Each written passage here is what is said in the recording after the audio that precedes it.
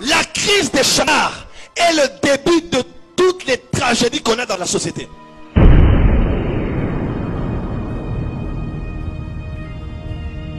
Il n'est pas important d'avoir 1000 pasteurs dans une ville si une ville doit être pourrie comme Kinshasa. Il n'est pas important d'avoir 10 000 pasteurs dans un pays comme le Congo et d'en avoir des milliers dans nos provinces et avoir le Kassai, les gens sont en train de mourir comme ils sont en train de mourir. Pourquoi? Parce qu'il y a beaucoup de pasteurs, mais il n'y a pas beaucoup de gouverneurs spirituels des villes. On a beaucoup de pasteurs, bishops de communauté, pasteurs des églises à Kitambo, à Bandal et ainsi de suite. Mais on n'a pas beaucoup de gouverneurs spirituels de ville.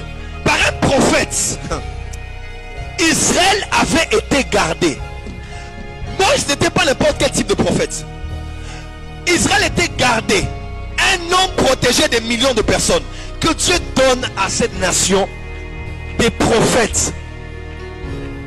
Pas seulement qu'il voit les détails de la vie des gens, mais quand il est au pays, rien ne se passe. Une épidémie quitte l'Angola. Elle vient entrer par le Bas-Congo. Sa présence renvoie l'épidémie de la... Est-ce que quelqu'un peut dire amen? Parce que cet homme garde la ville. Le mot garder, c'est le mot chamar. Et le deuxième type de prophète, ce sont les prophètes chamar. L'hôtel de ville travaille pour assainir la ville physiquement. Il y a une autre agence qu'on appelle l'hôtel de ville spirituel. Dieu y a mis des hommes qu'on appelle les gouverneurs spirituels de ville. C'est un homme qui nettoie la ville spirituellement. Bienvenue à l'hôtel de ville. Ici, nous allons décider ce qui arrivera à Kinshasa. Nous allons décider quel genre de choses nous voulons et ne voulons plus voir dans cette ville de Kinshasa. Parce que Dieu élève des chamars. Le problème de l'église du Congo, c'est qu'on n'a pas beaucoup d'hommes de Dieu qui ont les responsabilités nationales. Un prophète garde le pays. Nous, on a un prophète qui garde son argent, qui garde ses relations, qui garde ses portes, qui garde ses connexions. Où sont les prophètes qui gardent tout un pays, toute une nation? Ben, il ne nous dit rien. Kassai ne nous dit rien. Bas-Congo ne nous dit rien. Kinshasa nous dit... Non, chacun s'occupe d'abord. Pesanga détail, Nzambe. Donne-moi un détail. Genèse 2, verset 15. Dieu dit à Adam, Dieu a placé Adam dans le jardin pour cultiver et garder. Garder, c'est le même verbe garder de oser. Ça veut dire chamar, qui veut dire tenir, avoir la charge, protéger, veiller, garder, observer, retenir, cadrer, prendre attention, prendre soin d'eux, prêter attention à, surveiller, monter la garde, faire le guet.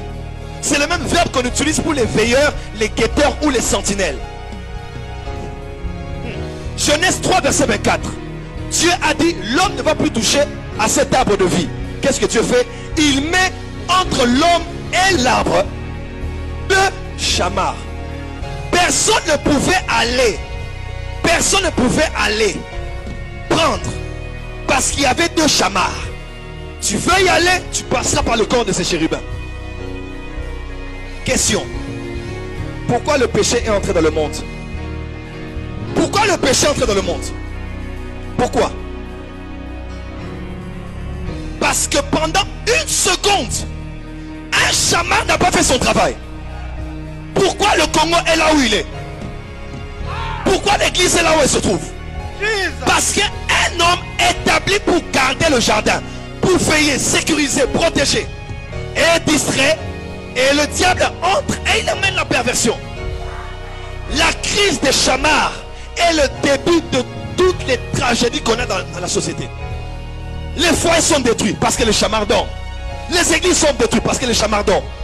Parce que s'il y avait un guetteur sentinelle, que dis-tu de la nuit?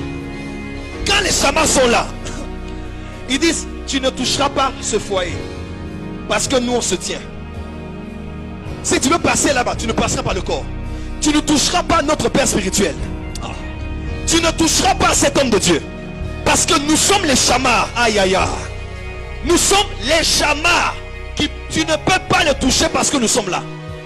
Parce que nous veillons spirituellement sur sa vie. Nous veillons spirituellement sur la nation. Nous veillons spirituellement sur l'église d'un pays. Suis-je le chamar de mon frère? Bien évidemment que oui, tu es son gardien. On ne pense bien à nos frères à Kinshasa. Les amitiés n'existent plus. Les connexions sont des connexions de profit. Je t'invite pour que tu m'invites pour qu'on s'invite. Bengangaï, na bengayo, do bengana. Où sont les hommes qui gardent leurs frères? Où sont les personnes qui gardent la ville? Il n'y a pas. Chacun garde sa propre petite fille. Il n'y a pas quelqu'un qui a une responsabilité collective de garder la nation et la ville. C'est ça, chamar. Ne viens pas faire le chamar dès ton départ à ton arrivée. Il va te chamar de tout mal. Il va te garder de tout mal. Le problème de l'église de notre pays, on n'a pas le deuxième type de prophète. On n'a pas des prophètes chamars. On n'a pas des prophètes sentinelles. On n'a pas des prophètes veilleurs. On n'a pas des prophètes gardiens. Tout le monde pense à lui. Où sont ceux qui prient pour leurs frères? Où sont ceux qui prient pour le foyer de leurs frères? Où sont ceux qui prient pour une église qui veut se diviser? Où sont ceux qui prient pour une église où on sent que l'envoûtement commence? Où sont ceux qui prient pour une église à Babandal? Personne. Où sont ceux qui prient pour leurs frères maintenant qui sont internés à l'hôpital? On n'a pas de chamars. Tout le monde est égoïste. Tombé victime de la prophétie de Paul à Timothée. 2 Timothée, chapitre 3, verset 1.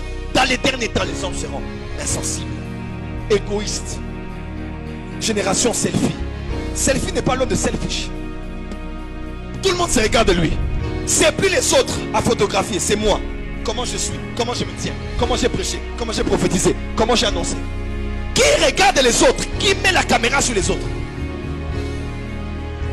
Génération selfie. Bukakingo. C'est ce qui nous arrive.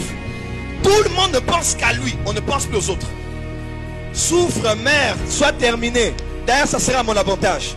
Parce que si on ne te voit pas, on me verra. Tu es le chamar de ton frère. Veillez les uns sur les autres, dit la Bible. Mais surtout, en cette saison, Dieu veut élever des chamars de villes.